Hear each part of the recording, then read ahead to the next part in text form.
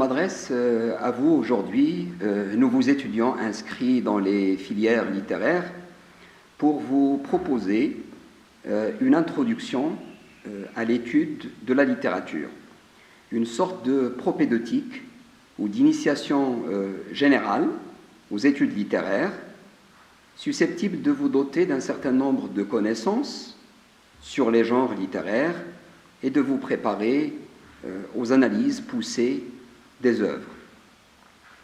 Je commencerai par le roman, que je vais définir par rapport aux autres genres. Pourquoi mettre un accent particulier sur le roman? D'abord parce que c'est un genre polymorphe, multiforme, hétérogène aussi, dont le statut est plus qu'ambigu. Cette ambiguïté accrue le met historiquement à la croisée des courants d'idées, des modes de sensibilité, des sciences humaines et sociales. J'ajouterai que le roman est le produit le plus développé de la littérature. Il domine, en effet, outrageusement la vie littéraire, pas seulement en Europe, où il a connu ses âges d'or, mais partout dans le monde.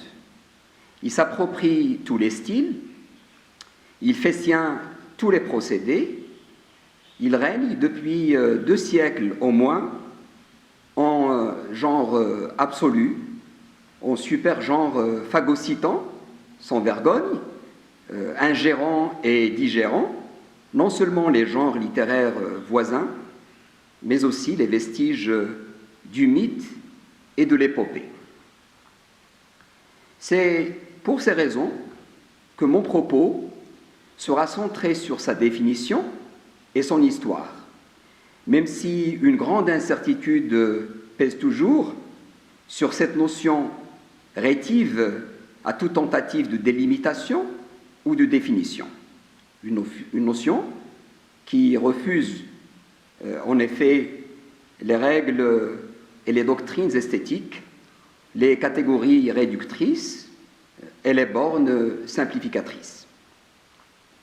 C'est donc une gageure, un défi difficile à relever, de vouloir en quelques minutes, j'en suis conscient, définir le roman et en faire l'inventaire, sans parler bien sûr des questions épineuses qu'il pose, notamment le mode des relations complexes et piégées entre la vie et le livre, le rapport de l'auteur au personnage, la démocratie dans le roman, et j'en passe, ainsi que des ramifications imprévues qu'il engendre et qu'il n'assume pas toujours. Je peux même dire, en guise de boutade, que le roman est un genre impossible à définir sémantiquement et esthétiquement. Tout ce que je peux faire alors, c'est résumer certaines caractéristiques majeures du genre en abordant, car elles sont intimement liées, les influences qui sont venues le nourrir et ajourner sa mort, souvent annoncée et constamment reportée. Pour contrecarrer l'attitude européocentriste, qui ne raisonne que sur le roman européen et à partir de lui, ces influences étrangères sont réelles et multiples. Chacune d'elles a agi sur l'histoire, sur la typologie, sur les techniques et les procédés du roman. Les Américains, par exemple, lui ont inoculé le style journalistique et le ton du reportage, probablement influencé en cela par le cinéma. L'apport d'un écrivain comme William Faulkner est énorme à ce sujet, notamment la technique du découpage, l'éclatement du roman par une falsification du temps, la pluralité des points de vue. Je vous suggère de lire, entre autres, Absalom, roman construit sur l'alternance de récits et de discours de 4 narrateurs, ou encore ce magnifique roman intitulé « Tandis que j'agonise », qui met en scène une multitude de personnages, de narrateurs, personnages, avec un intertexte riche et varié, principalement l'intertexte religieux et le dialogue à distance, le dialogue filigrané avec l'Odyssée d'Homère. Je reviendrai un peu plus loin sur les autres influences étrangères qui ont irrigué le vieux bois du roman et lui ont permis non seulement de résister aux compagnies de déconsidération, mais de s'amplifier, de se développer, de se réinventer. Ces influences croisées, c'est aussi une façon de dire, d'entrée de jeu, que le roman est devenu très vite un genre universel. La preuve, ou l'une des preuves, c'est qu'on lit sans distinction de sexe, sans distinction de race, sans distinction de confession. Car le roman est un genre qui s'adresse à tout le monde, à tous les hommes, quelles qu'en soient les appartenances, quels qu'en soient les repères identitaires, quelles que soient les déterminations. Il peut évoquer le plus reculé des villages, raconter son histoire, mais en même temps concerner le monde entier. Car le local qu'il met en scène, il le creuse et le travaille, comme dirait Goethe, de manière à y trouver ou à y déceler l'universel. C'est pourquoi les romanciers sont pour nous autant de proches, des compagnons de route, doublés de maîtres à penser. Le roman, on se l'est approprié comme un bien culturel, peut-être parce qu'il offre des possibilités vertigineuses, des possibilités infinies. Il séduit car il est lié naturellement à la liberté et à la démocratie. On s'en nourrit comme d'une manne mystérieuse qui nous grandit chaque jour un peu plus. On y trouve aussi une lumière de sens. Les romanciers nous éclairent, c'est connu. En tout cas, nous aident à défaire les énigmes autour de nous. La lumière du roman nous permet d'éclairer les zones d'ombre de nous-mêmes et du monde. Chaque culture, donc, adopte le roman, tente de l'adapter, de le transformer, de le renouveler aussi. Si sa genèse est européenne, comme les premières réflexions théoriques auxquelles il a donné lieu, son évolution et son développement doivent beaucoup aux apports étrangers. Qu'en dire aujourd'hui, de manière à la fois simple et synthétique, après tant d'études, tant de définitions, tant de théorisation. D'abord, c'est un ouvrage de pure invention. C'est une écriture qui ambitionne, au travers de procédés et techniques spécifiques, d'élaborer un univers, une fiction autonome à partir du réel, à partir de brins de vie et de réel que la sensibilité du romancier modèle, façonne et transfigure. Sa particularité, pour commencer, réside dans sa capacité à faire vivre des possibles grâce au pouvoir de l'imagination. Toute la matière du roman est d'ailleurs traitée en profondeur par l'imagination. Il importe dans un premier temps d'interroger l'étymologie du mot « roman », qui rappelle globalement qu'il s'agit de récits dont la durée est proportionnée à l'évolution d'une conscience individuelle. Mais d'abord, que désigne le mot « roman » comme signification originelle? Si l'on consulte les ouvrages théoriques, et ils sont très nombreux à ce sujet, j'en citerai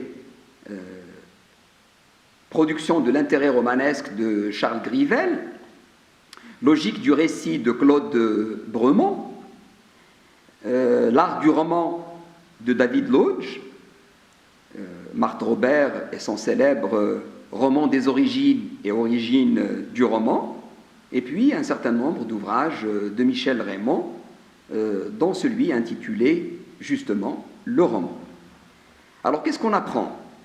On apprend que romance, dont il est tiré, désignait au XIIe siècle la langue vulgaire, c'est-à-dire la langue connue de tous, la langue romane, par opposition au latin, qu'on considérait à l'époque comme une langue savante. Il y a ensuite le verbe romancier. Le verbe romancier, le mot roman semble en dériver. Il voulait dire raconter en français les récits légendaires de la littérature antique. Le roman serait, dans ce cas, un texte de fiction en langue vulgaire qui est la traduction ou l'arrangement d'un texte latin, par opposition à la chanson de geste, par exemple. La chanson de geste, c'est une sorte d'épopée issue bien sûr de l'imagination populaire et qui subit au fil du temps des améliorations, des développements adaptés au contexte et au milieu. Désigne l'ensemble des hauts faits attribués à une collectivité liée soit par le sang, soit par une communauté de destin. C'est par cette vaste production épique que la littérature a débuté au Moyen Âge et signe bien sûr le début de la civilisation féodale. D'autre part, dans les cours seigneuriales, naîtra une littérature courtoise caractérisée essentiellement par la surimpression du merveilleux, des scènes de combat ayant lieu dans une nature enchantée, et de l'amour courtois, de l'amour chaste et éthéré.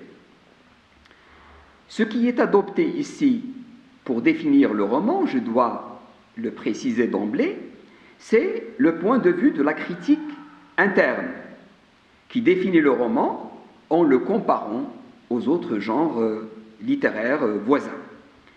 Si la chanson de geste, comme chacun sait, désigne un poème épique, chanté qui relate les hauts faits accomplis au service d'une grande cause, le roman raconte une aventure avec des circonstances défavorables et d'autres favorables, pour obtenir au final l'objet qui cristallise toutes les convoitises, le cœur d'une femme aimée. Le héros peut bien sûr y parvenir, comme il peut échouer. Dans les prolongements ultérieurs que cette veine connaîtra, dans les romans, cette remarque est tout sauf un détail. Je veux dire par là que c'est extrêmement important, ce constat que je viens de faire, dans la mesure où la nature de l'issue ou du dénouement devient indicatrice de genre. Ainsi, la victoire, quand le roman est couronné par la victoire du héros, on est dans le roman de chevalerie. La déchéance est le sort des personnages des romans réalistes et naturalistes. Je vous donne quelques exemples. La curée de Zola, le lys dans la vallée, le rouge et le noir. La maturation, quant à elle, est le but du roman d'apprentissage. Les premiers romans de chevalerie, initialement écrits en vers, sous forme donc de poèmes, mais qui sont progressivement prosaïsés, c'est-à-dire mis en prose, sont en effet à l'origine, je dirais, du schéma de beaucoup de romans, avec une série d'actions qui perturbent une situation initiale plus ou moins équilibrée et en créent de nouvelles jusqu'au rétablissement final de l'équilibre.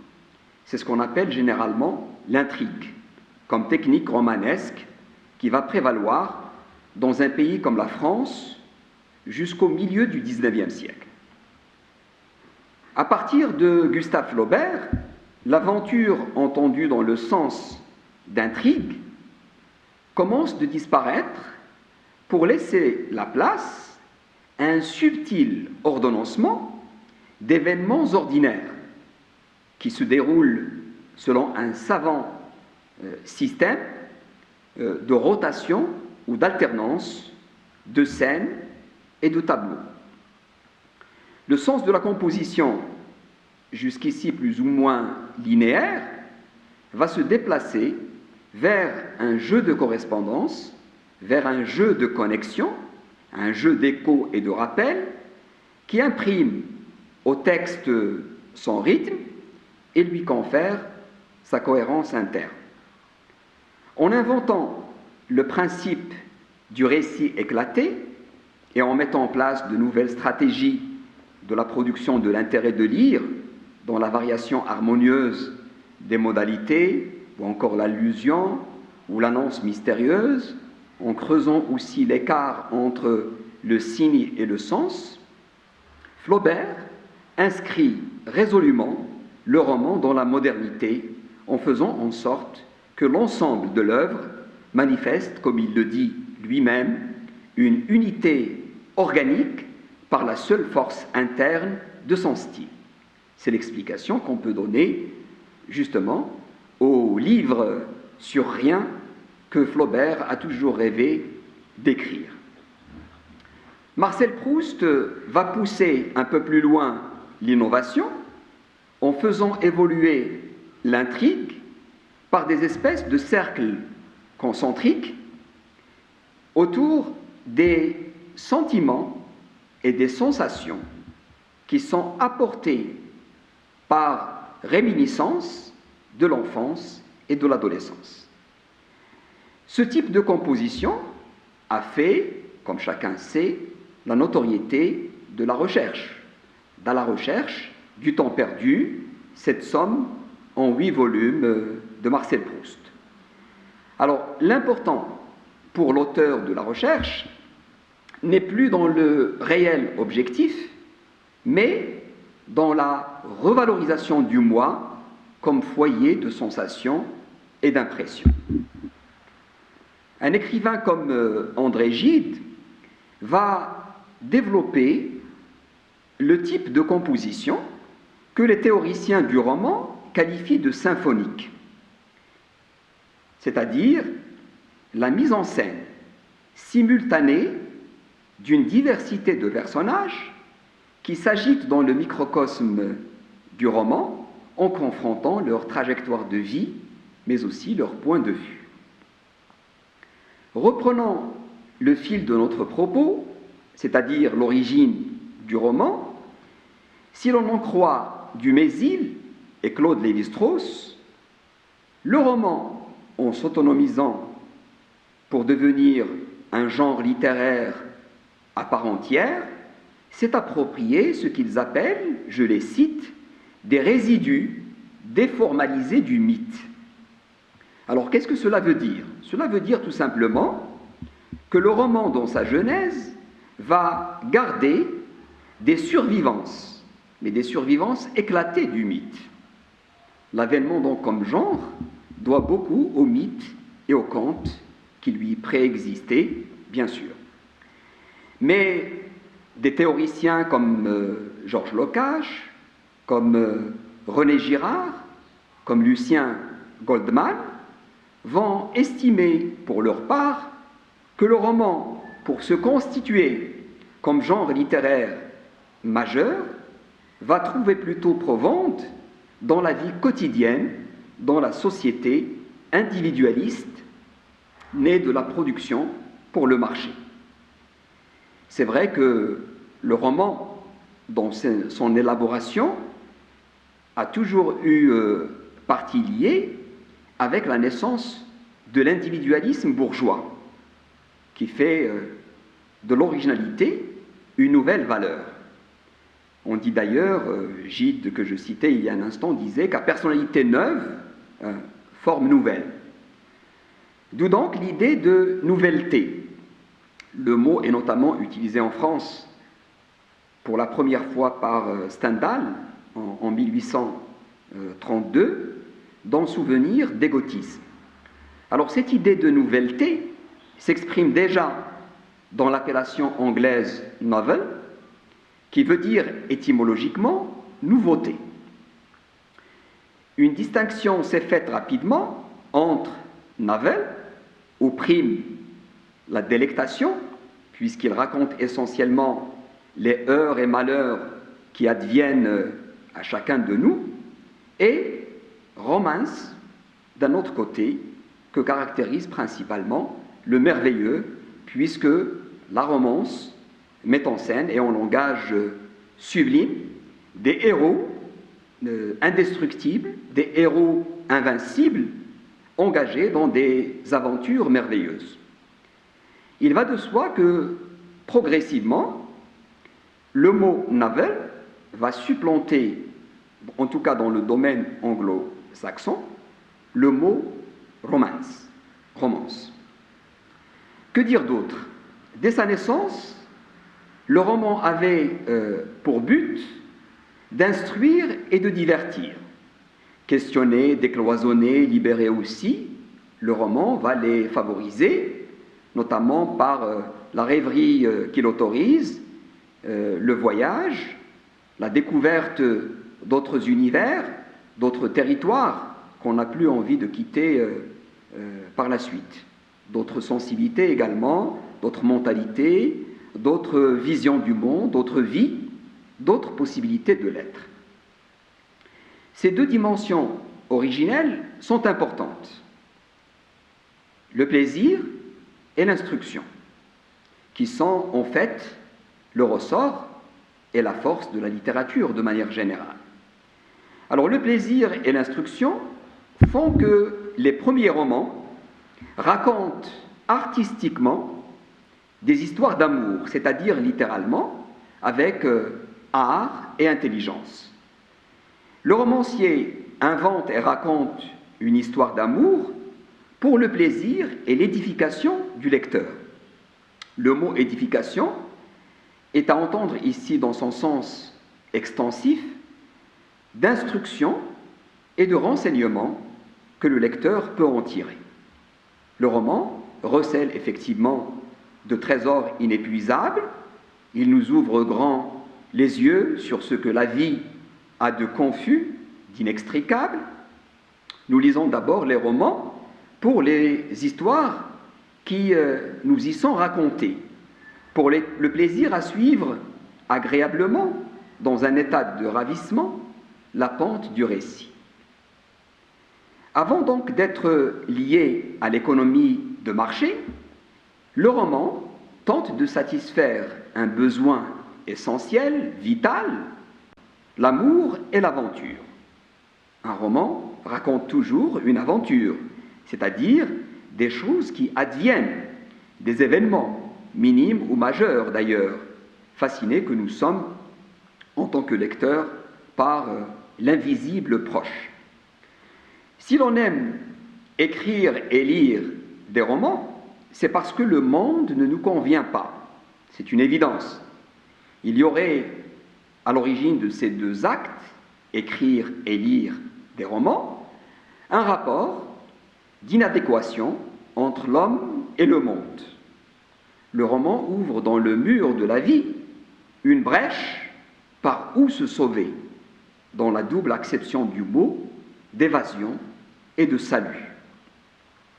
Mais il y a, cela va sans dire, d'autres délices à lire un roman, notamment l'attention jouissive qu'on accorde en tant que lecteur au comment, c'est-à-dire à la manière dont les histoires nous sont contées, les procédés utilisés, les techniques, les effets dramatiques, esthétiques, les effets philosophiques aussi qu'ils proposent, les modalités de présentation, la durée narrative, l'organisation et la disposition de l'espace, des lieux, des paysages, des décors, le style, mais aussi le travail d'écriture. Je récapitule ces premiers rappels. Le roman, comme genre littéraire, est un monde imaginaire parce que sa réalité est linguistique. C'est une œuvre donc de langage. C'est certes de la vie, mais une vie verbalisée. C'est du réel devenu langage, parce qu'elle n'a d'autre existence que celle que lui confèrent les mots du romancier. Le roman serait né dans une société accordant de plus en plus d'importance et de place à l'individu en tant que sujet autonome, n'est-ce pas, au détriment bien sûr de la communauté.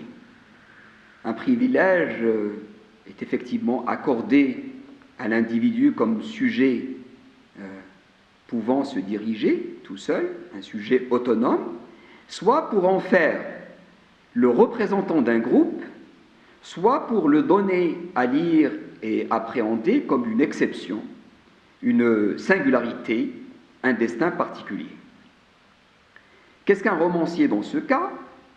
Un romancier, je dirais, pour simplifier les choses à l'excès, c'est d'abord et principalement un conteur doublé d'un prosateur qui va puiser son inspiration là où elle la trouve, notamment dans l'art des historiens, parce qu'ils leur empruntent pratiquement les mêmes moyens: description, portrait, lettres, dialogue, analyse psychologique.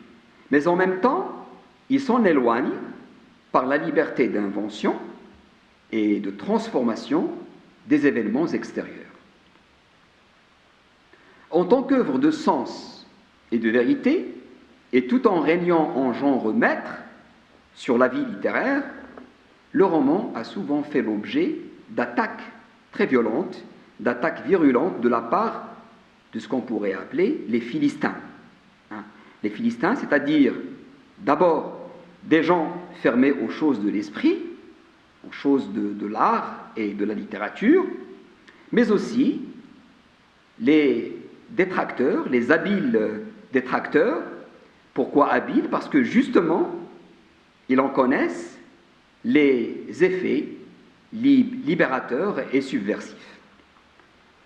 Le roman, bien sûr, disparaîtra pendant un moment au profit de l'histoire fabuleuse, mais comme à chaque fois, il va donc ressusciter, renaître de ses cendres. Au Moyen-Âge d'abord, sous des formes renouvelées, j'en citerai quelques-unes. Le fabliau d'abord, F-A-B-L-I-A-U, qui désigne des petits récits en vers et qui représente de manière ironique des scènes de la vie populaire. J'ajouterai le roman de Renard, Renard avec T à la fin. C'est un genre de roman qui cherche à frapper, qui cherche à scandaliser, avec une liberté satirique et qu'on peut aussi appeler roman de mœurs et d'analyse. Car il raconte justement une aventure et s'intéresse à des personnages et à des modes de vie. Avec le roman de la Rose, ce texte riche et varié sur justement l'art d'aimer, mais où sont mêlés le traité, le dialogue didactique, le débat poétique, on va voir naître une poésie allégorique avec laquelle la littérature devient plus que jamais révolutionnaire. Le conte en prose se développera ensuite avec la préoccupation d'instruire le lecteur. Une grande variété de genres littéraires voit le jour au XIIIe siècle avec de grands écrivains comme François Villon, qui est le premier dans l'histoire de la littérature française, avant Montaigne donc, à s'être pris résolument pour sujet de son œuvre, tout en décrivant, cela va de soi, la société colorée qui s'agitait autour de lui. Je disais il y a un instant, histoire d'illustrer le lien entre le développement du roman et l'évolution de la démocratie, que dès ses débuts, c'est-à-dire au Moyen Âge, le roman comme genre littéraire est intimement associé à des contextes de liberté et de mixité.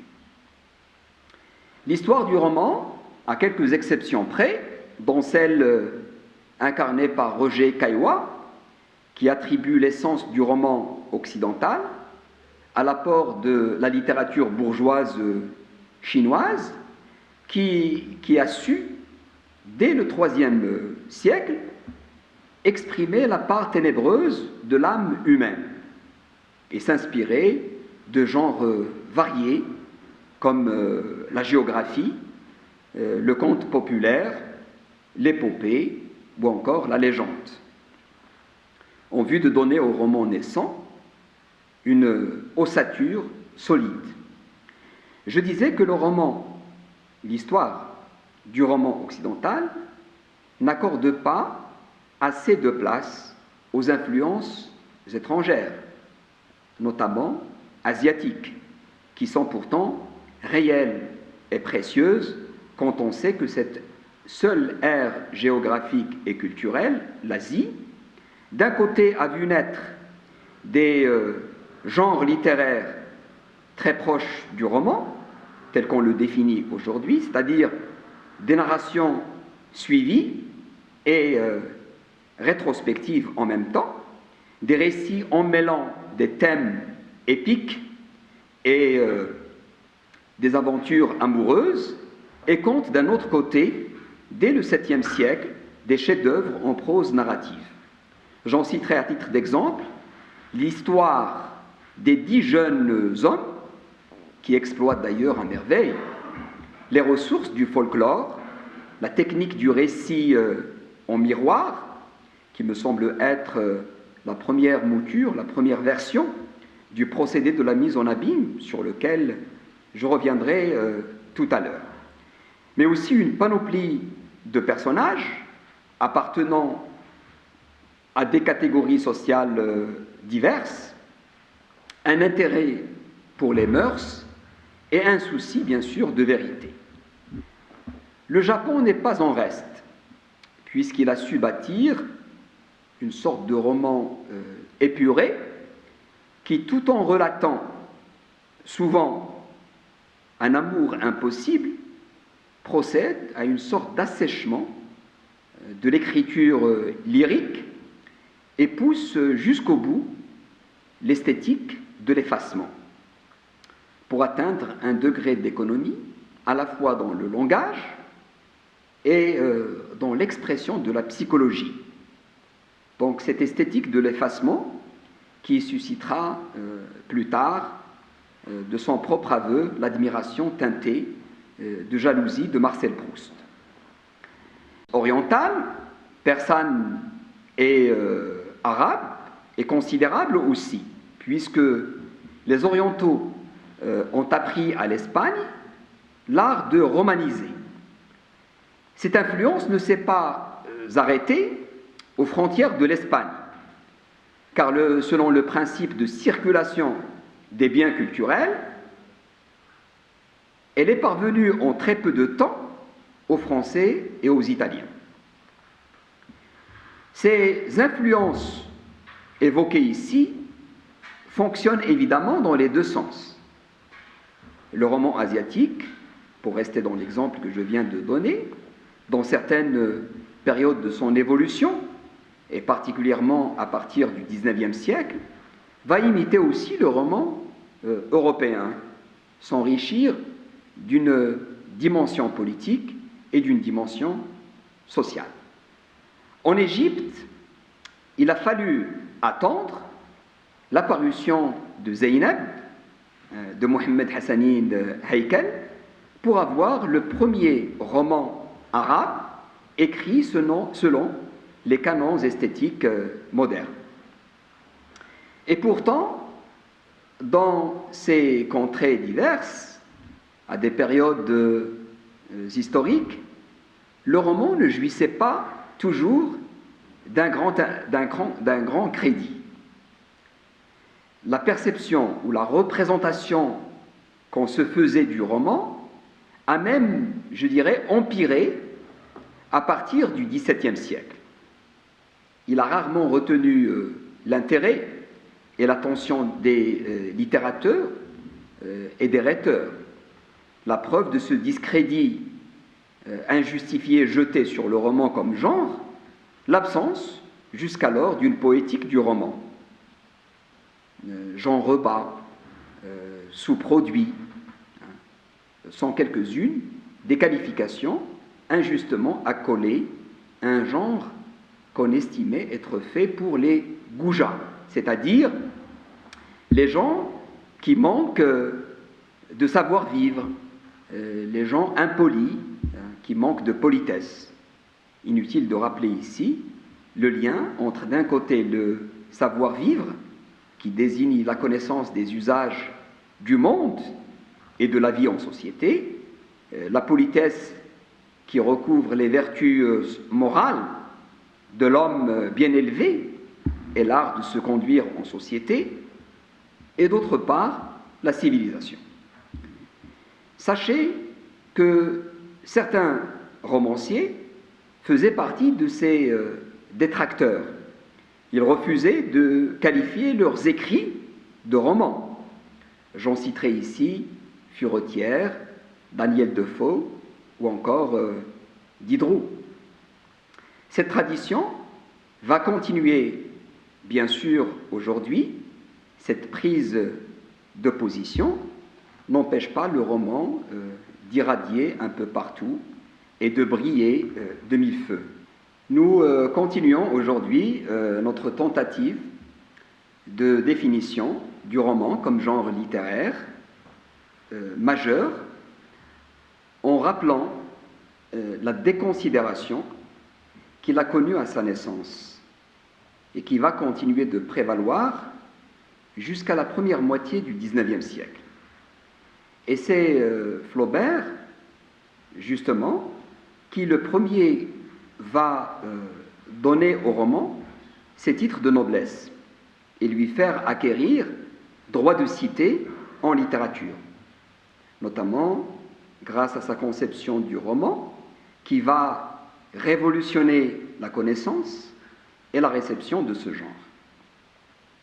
C'est principalement par son souci du style et de la beauté qu'il réussira à redorer le blason du roman.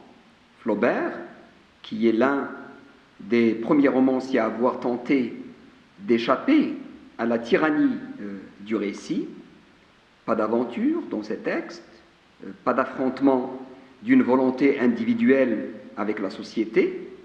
Si l'on prend l'exemple de Madame Bovary, la narration s'y réduit à peu de choses. Un mariage, un déménagement, une naissance. Le suicide d'Emma, seul, peut constituer un événement exceptionnel.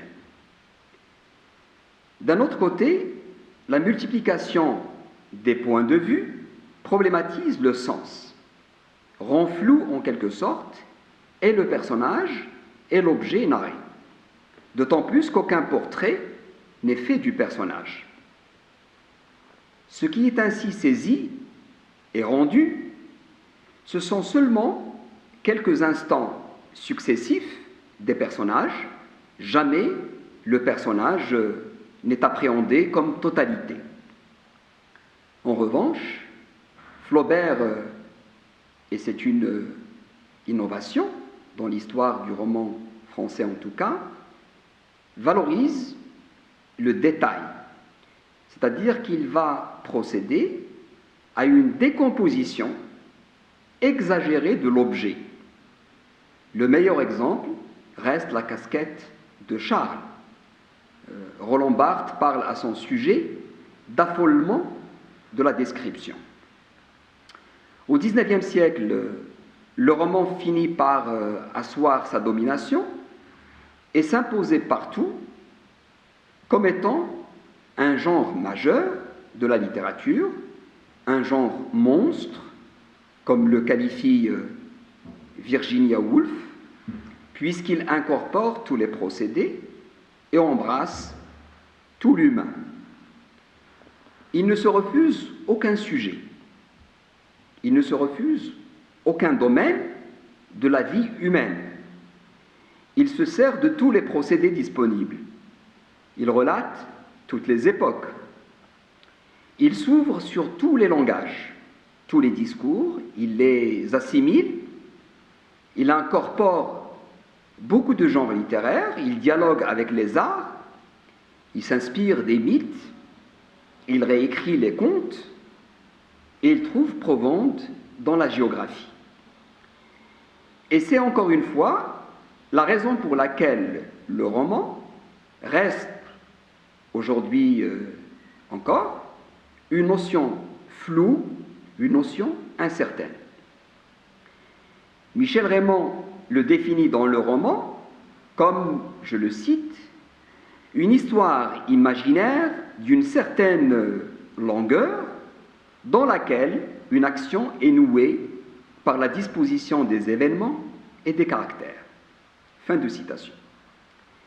Mais cette définition, comme d'autres, très nombreuses, figurant dans des articles, dans des ouvrages de critique littéraire, comme ceux incontournables dont je vous ai conseillé vivement la lecture, ces définitions restent à la fois générales et incomplètes en raison même de cette absence de loi précise susceptible d'en préciser les contours.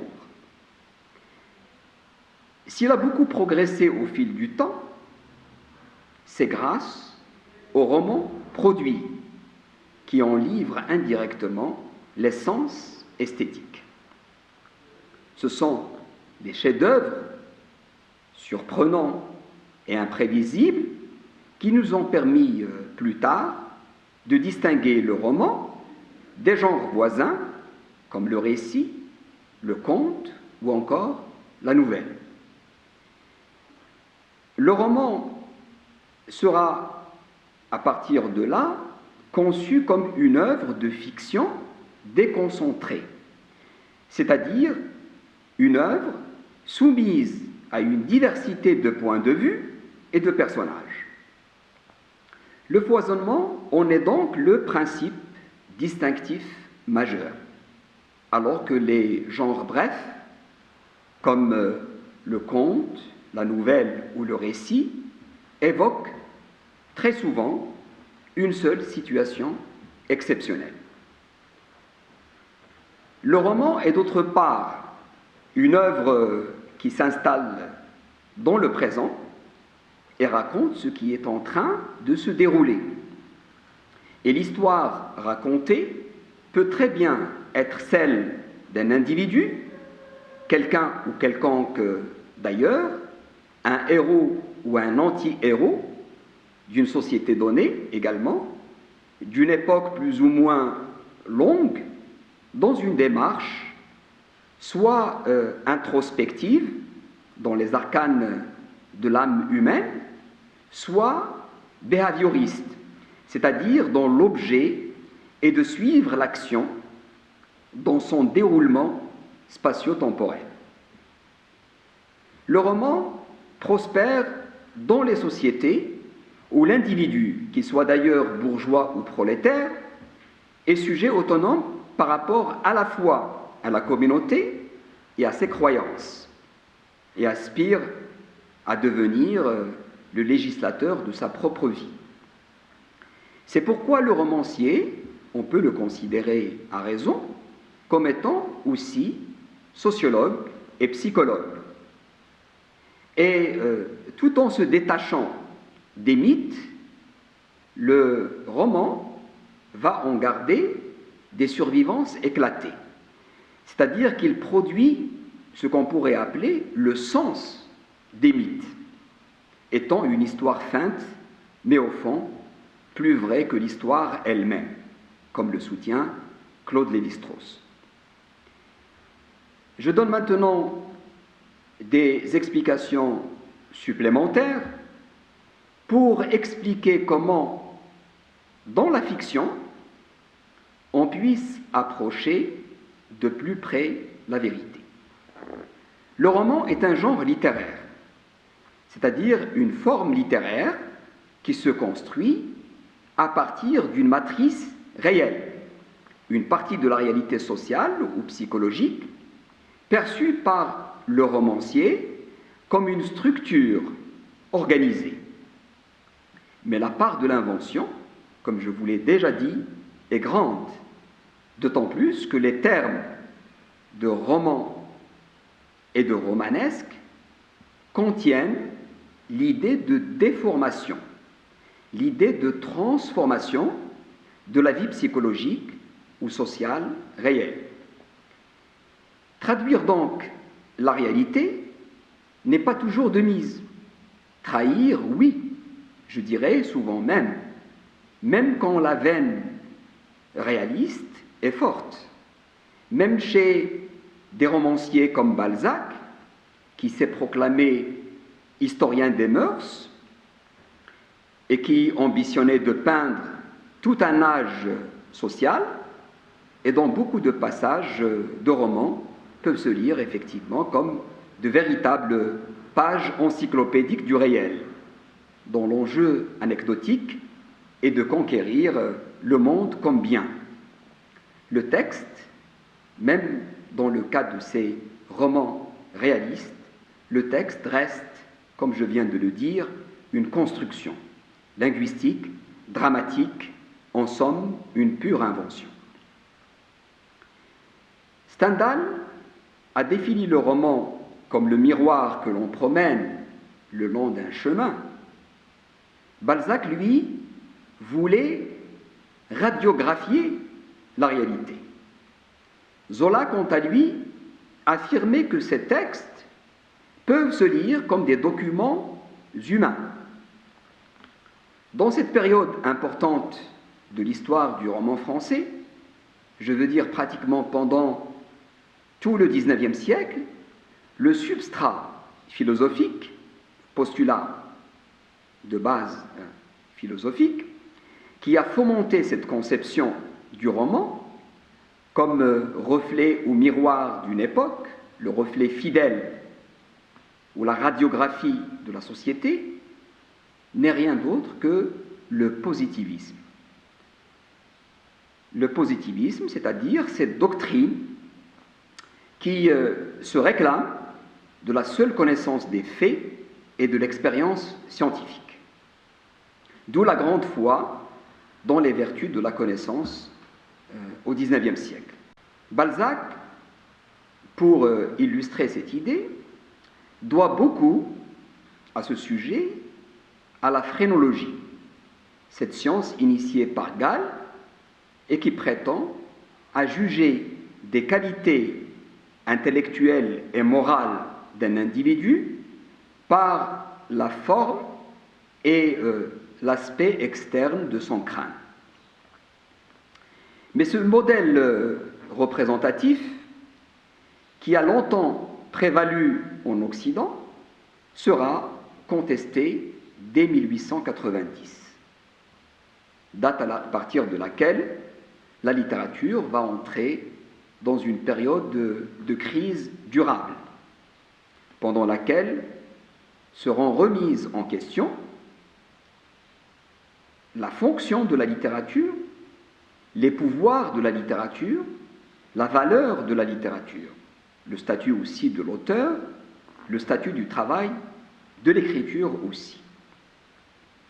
Alors ces principes, les principes du modèle représentatif, vont être remis en question, notamment ce que les théoriciens du roman appellent la volonté mimétique, c'est-à-dire le souci de faire vrai, la volonté mathésique, qui désigne le souci didactique d'instruire le lecteur en insérant dans la fiction du savoir. Et enfin, la fonctionnalité descriptive qui investit la description comme indice de personnage. Cette crise, donc, dans laquelle la littérature va être précipitée à partir de 1890, est en partie liée, mais on peut aussi l'expliquer, par l'émergence de nouvelles sciences, comme la psychanalyse, La contribution de Freud est importante. Son influence transparaît, entre autres, dans l'usage du monologue intérieur, en quête des pensées les plus enfuies. Je renvoie ici à James Joyce et William Faulkner. L'entrée, d'autre part, dans ce que Nathalie Sarraute a appelé l'ère du soupçon, l'ère de l'incertitude, l'ère de la relativité, les changements de point de vue qui relativisent toute prétention à une vision objective. Ce qui intéresse, à partir de cette date, ce n'est pas tant le fait que la diversité des points de vue qu'on peut avoir sur le même fait. Un renouvellement idéologique aussi, un renouvellement de la pensée occidentale, impacté en profondeur par Karl Marx, par Einstein, par Nietzsche, par Freud, sans parler bien sûr des spécialisations, des frontières qu'on va commencer de dresser entre les domaines de l'activité humaine et les champs de production. Les systèmes d'explication du monde, c'est-à-dire les lois et les doctrines qui nous permettent de tirer au clair les mystères du monde et de la vie, changent, on le sait, au fil du temps. Et bien sûr, le changement de système d'explication du monde entraîne forcément un renouvellement de l'art et de la littérature. Il faudrait que j'ajoute peut-être que cette crise de la littérature qui pointe le nez à la fin du XIXe siècle, en Occident, en Europe occidentale, est marquée par la résurgence, une nouvelle fois, du discrédit jeté depuis longtemps sur le genre romanesque. La déconsidération refait surface. On dénonce, non sans sarcasme et ironie et mépris, les grandes machines romanesques à la Balzac ou à la Zola, avec un rejet de toutes les solutions que ce type de roman proposait, dont une composition dramatique puissante, en 3 temps, un début qu'on peut qualifier de statique, que Balzac appelle lui-même avant-scène, qui peut s'étaler sur des dizaines de pages, pour livrer au lecteur les tenants et les aboutissants du drame qui se prépare, avec beaucoup de portraits, beaucoup de descriptions, beaucoup d'expositions, que Roland Barthes résume en un seul mot, tableau. Puis un deuxième temps, qui constitue le noyau de l'action, et enfin le dénouement. Une saturation informative ou une forte tension informative caractérise ce type de début romanesque.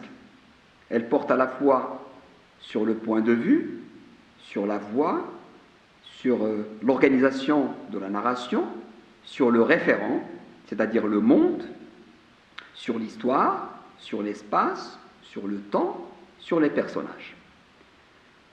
Zola a fait fort aussi au niveau de l'organisation du texte, avec un début que les poéticiens qualifient plutôt de progressif, des jeux de symétrie, une rigueur du scénario qui tient en haleine le lecteur et le pousse à aller jusqu'au bout de sa lecture. Je vous renvoie plutôt ici à l'article d'Andrea Del Longo, publié dans la Revue Poétique, numéro 93. L'article auquel je vous renvoie ici s'intitule « Pour une poétique de l'insipide ». C'est un article qui a le mérite de passer en revue les protocoles d'ouverture romanesques et d'élaborer une typologie des débuts romanesques, une typologie des insipides. Pour l'étude des clausules, je vous suggère un très bon livre, le livre de Guy Laroux, qui s'appelle « Le mot de la fin », qui a été publié en 1995. Reprenons le fil de notre propos. De tous les détracteurs du modèle représentatif, c'est Jules Renard qui a été le plus caustique, le plus mordant.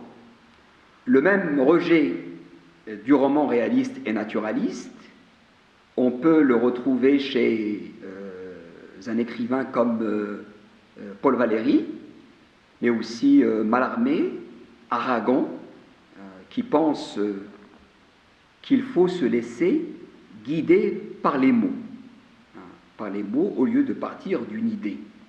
Je vous renvoie ici à un très beau livre d'Aragon qui s'appelle « Je n'ai jamais appris à écrire » ou « Les Incipides », où il parle justement donc de cette façon de procéder. Alors Gide et Huysmans et toute la génération d'écrivains qui avaient à peu près 20 ans lorsque cette crise est apparue en 1890, vont tous appeler à bannir le réalisme. Qu'est-ce qu'ils reprochent au réalisme? Ils reprochent au réalisme de confondre la vérité de l'art avec la reproduction de la vie. La conception du personnage va changer aussi. Ce ne sont plus des êtres littéraires réalistement décrits, saisis, mais seulement des noms, des qualités, des actes d'une extraordinaire présence. Le personnage devient, à partir de cette date, une parole intérieure qui décrit son être. Le personnage devient, en quelque sorte, acte de pensée, une possibilité de penser. Qu'en est-il de l'histoire? Eh bien, on va rejeter l'intrigue, on va éviter ce qu'elle a d'artificiel. On estime même que l'intrigue peut gêner la création, elle déflore l'intérêt du roman, et tout doit se passer derrière l'écriture.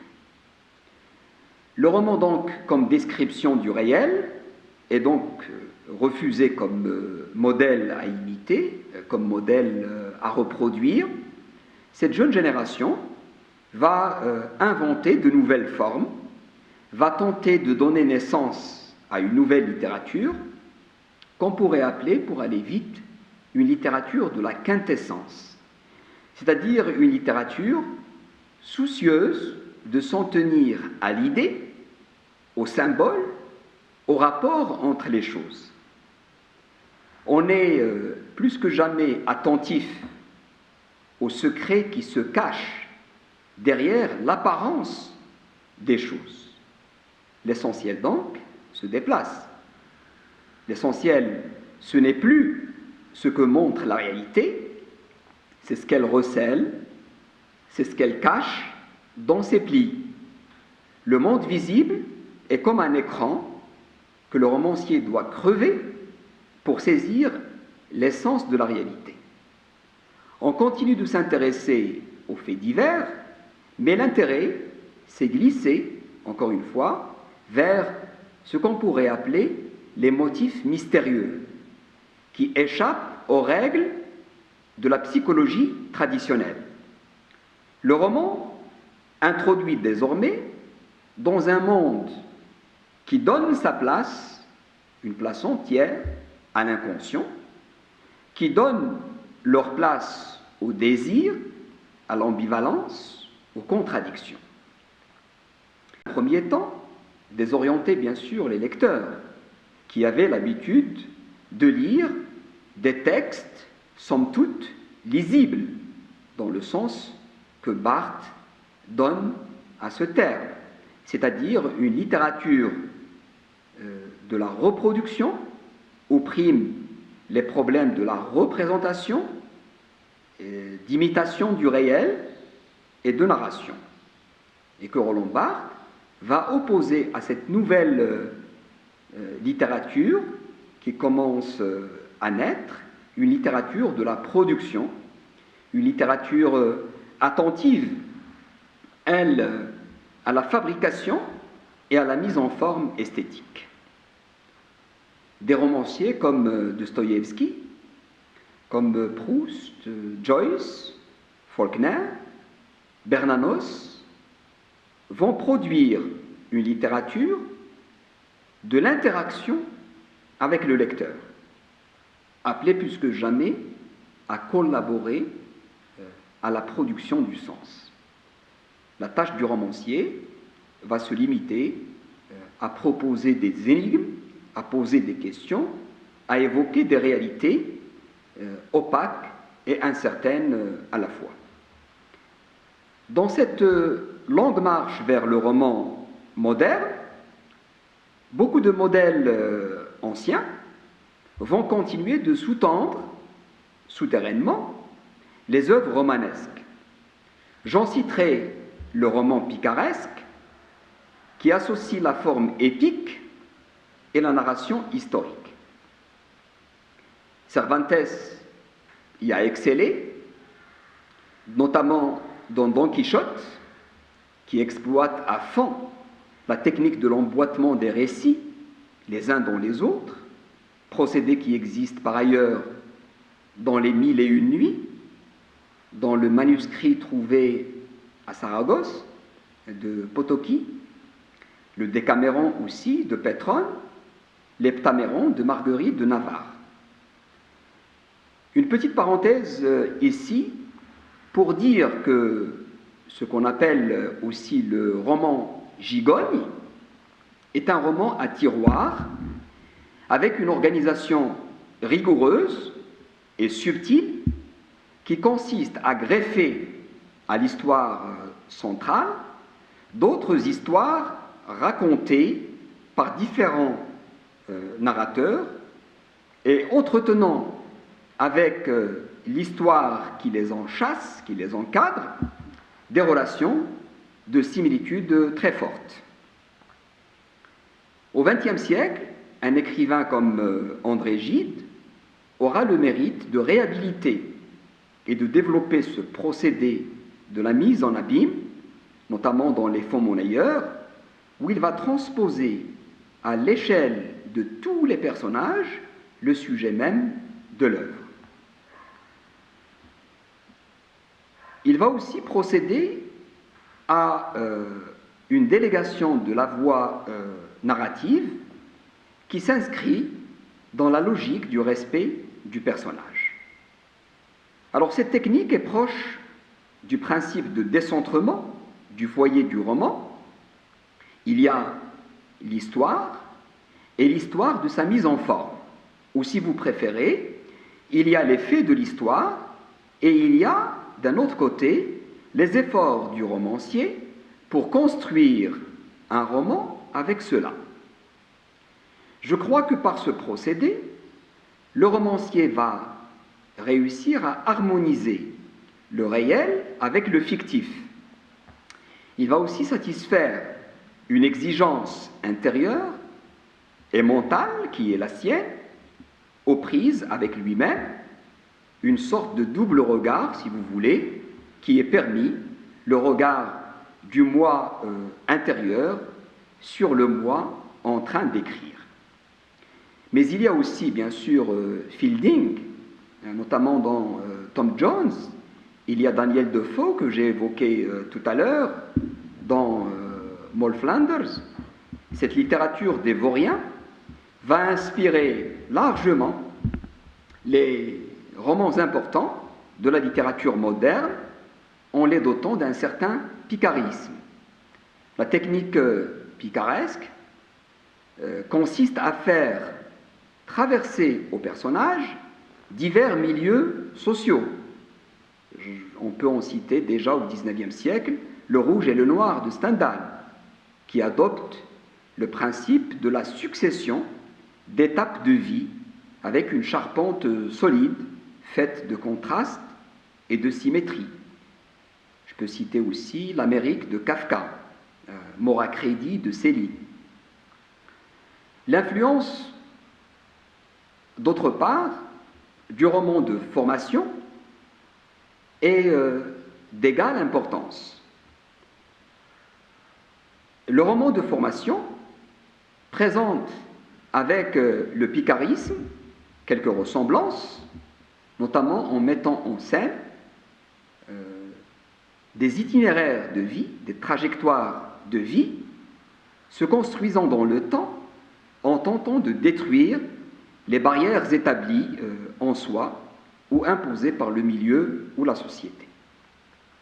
Goethe, Diderot, Richardson ont eu le mérite de dessiner les contours du roman de formation en précisant bien sûr l'enjeu de ce type de roman qui consiste, d'après les mots de Hegel, à obtenir l'harmonie du dualisme opposant, je le cite, la poésie du cœur et la prose des rapports sociaux.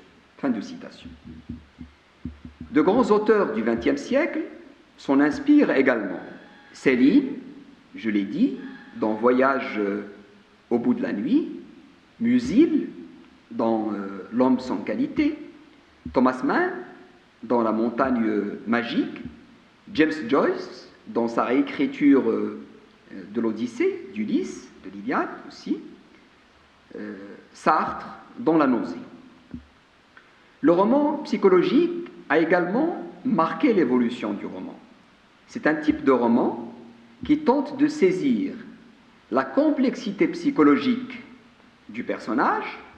Le roman pur, qui s'en rapproche, braque toute la lumière sur l'évolution intérieure d'une conscience, sans oublier bien sûr la veine épistolaire qui a généré l'émergence déjà au XVIIIe siècle du roman épistolaire. Je citerai ici l'exemple de Julie, ou La Nouvelle Héloïse de Jean-Jacques Rousseau, et Les Liaisons dangereuses de Laclos. Le roman d'intrigue aussi est d'un apport important. Il accorde beaucoup de place à l'action.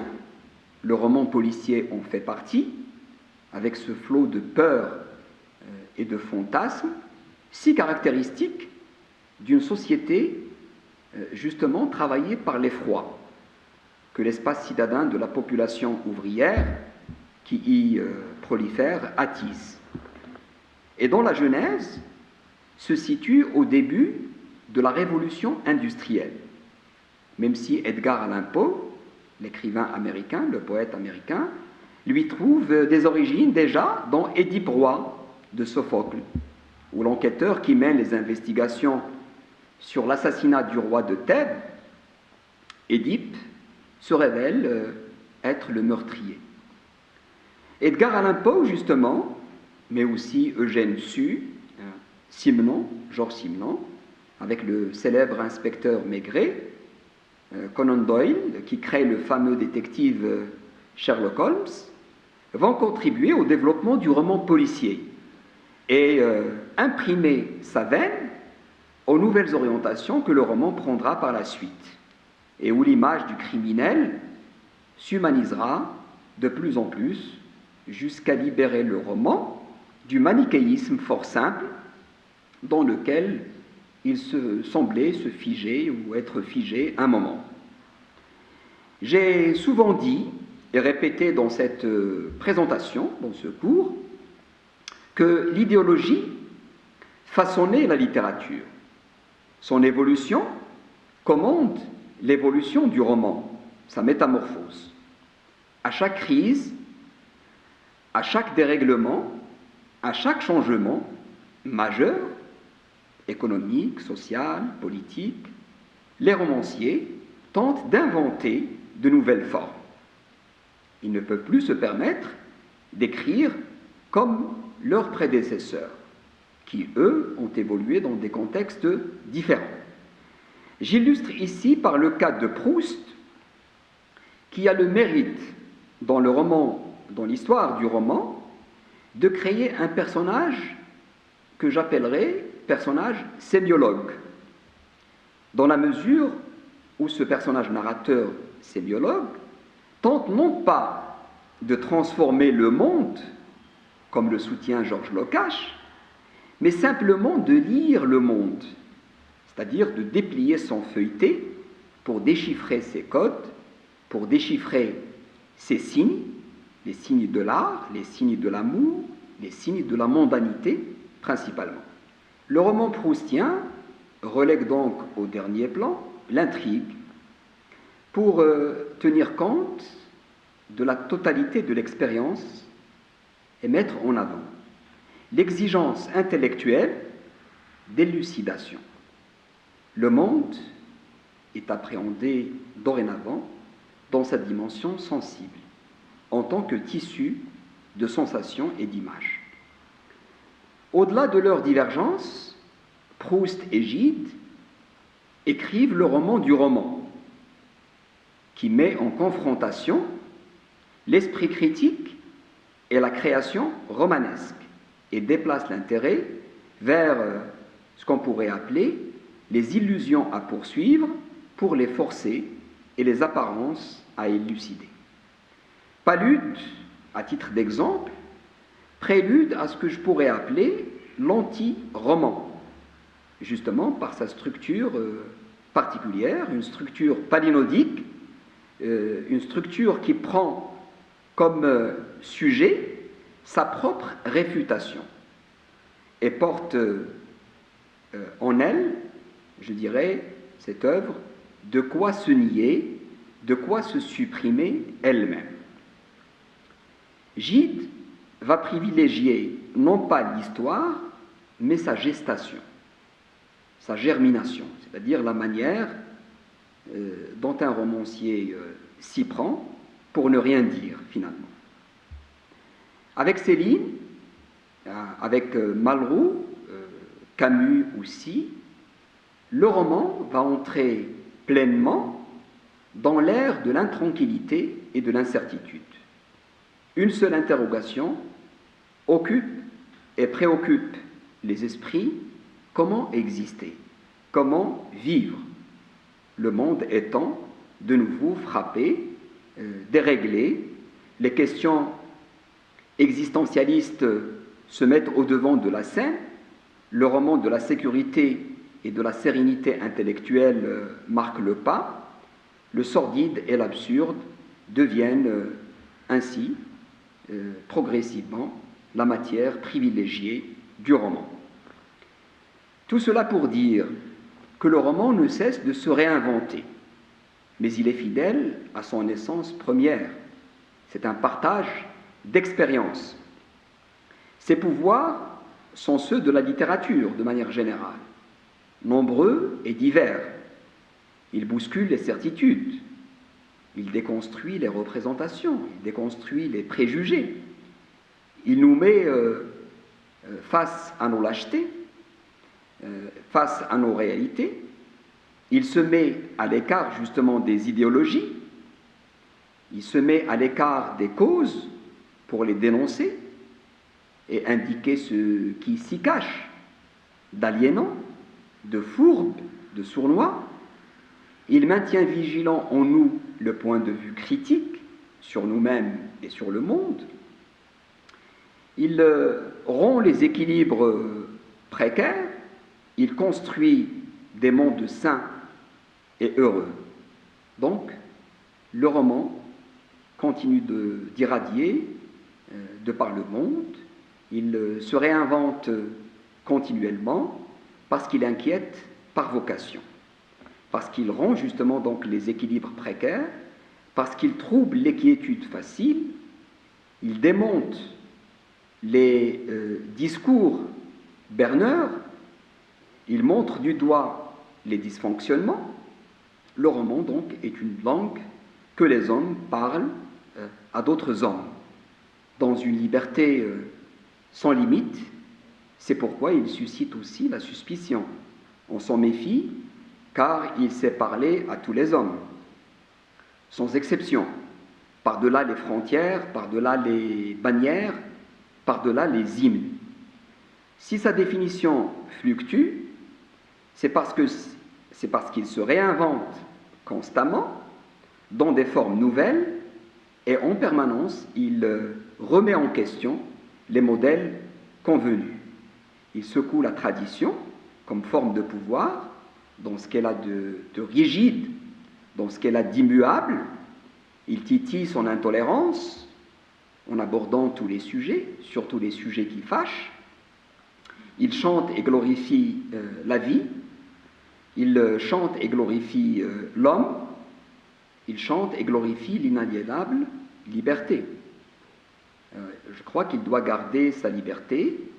Il doit continuer de parler de tous les sujets, aborder toutes les questions, sans souci d'aucun ordre, ni moral, ni politique, ni religieux, et faire face aux désastres du réel, petits et grands, qui mangent sournoisement notre humanité. Alors j'ai envie de terminer ce cours d'introduction à la littérature avec un accent particulier sur le roman par une citation de l'écrivain marocain de langue française, Kébir Mustafa Ammi. Je lui donne la parole. La fiction vole au secours de la réalité. On accède par le mensonge romanesque à une vérité humaine qui était jusque-là inaccessible. C'est dans une quête de sens, conférence prononcée à la Faculté des Lettres et des Sciences Humaines d'Agadir en 2015. Voilà, merci de votre attention et au prochain cours.